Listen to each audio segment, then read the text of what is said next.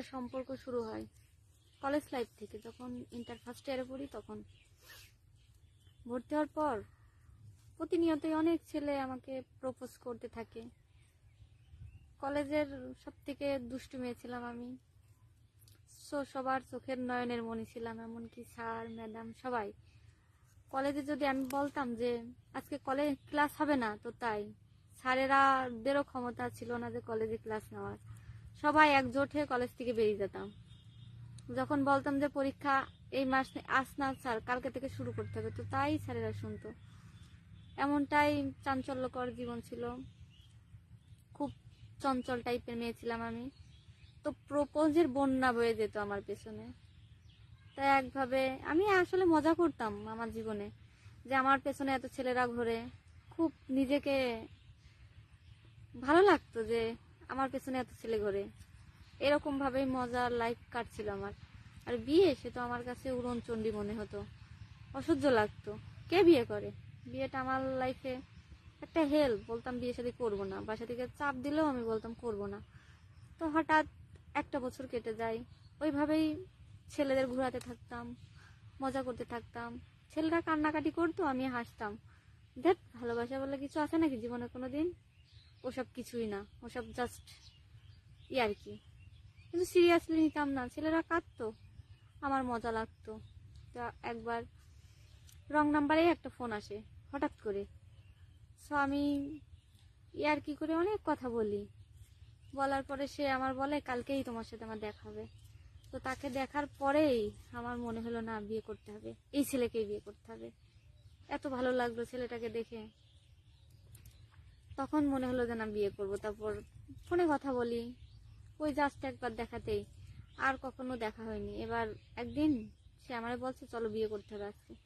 তো আমি বললাম ঠিক আছে চলো, আমার তো এমনিতেই তোমাকে খুব পছন্দ, জাস্ট বিয়ে করার ইচ্ছাও জেগে গেল। চলে গেলাম আমি তার সাথে। যাওয়ার পর তার বাসা থেকে বিয়ে দিল। এবার প্রতিনিয়ত বিয়ের পর আমি তো আমার স্বামীকে ভালোবেসে বিয়ে করছি তাকে, কিন্তু রাতে তার সাথে আমার কোনো সম্পর্কই হয় না। তো আমি ভাবি কি ব্যাপার, বিয়ে হলো অথচ কিছুই হয় না। এবার সকালে সবাই এসে বলে কি ব্যাপার, তুমি গোসল করবে না? ভাবিরা এসে বলে। আমি বলি কিছু করিয়ে নিতে, তা গোসল করবো কেন? তো ভাবিরা এবার বুঝতে পারে ব্যাপারটা। তারপরের দিন সেম একই, কিছুই হয় না। এবার ভাবি বলে দেখ, তুই ওকে কতটা ভালোবাসিস সেটাই বোঝার চেষ্টা করছে, যে তুই কখনো ওকে ছেড়ে চলে যাস কিনা। আমি বলি ঠিক আছে, চেষ্টা করুক। এবার একদিন, দুদিন, 3 দিন, 4 দিন। এবার আমি বলি তো এইভাবে তো হয় না, আসলে সমস্যাটা কি? সে আমার কয়দিন পরীক্ষা করবে। পরে এবার আমি সরাসরি তার সাথে কথা বলি যে তোমার প্রবলেম কি? তো বলছে আমার এমনিতেই ফিজিক্যাল প্রবলেম। ডাক্তারে বলেছিল বিয়ে করলে ঠিক হয়ে যাবো, কিন্তু বিয়ে করে ঠিক হয়নি। এবার আমি তাকে অনেক ডাক্তারের কাছে নিয়ে যাই, ওষুধ খাই, কিন্তু কিছুই হয় না। এরপরে 15টা রাত, এক তো 15টা রাত তার সাথে আমি কাটাইছি।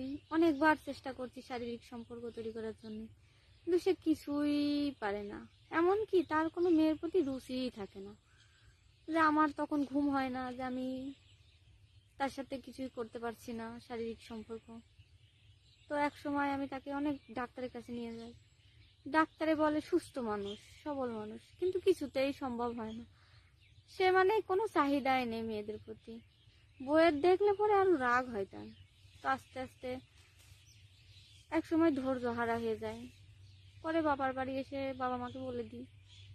দেওয়ার পর বাবা মা বলে ঠিক আছে, যেহেতু তুমি নিজে বিয়ে করছো, এখন দেখো তোমার যদি ভালো না লাগে চলে আসো।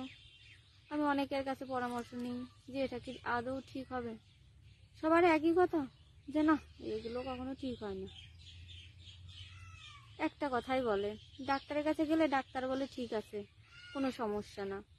আবার এদিকে রাতে তো দেখি সবই সমস্যা।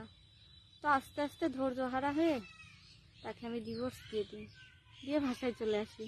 আবার আগের মতো জীবন কাটাচ্ছি এখন।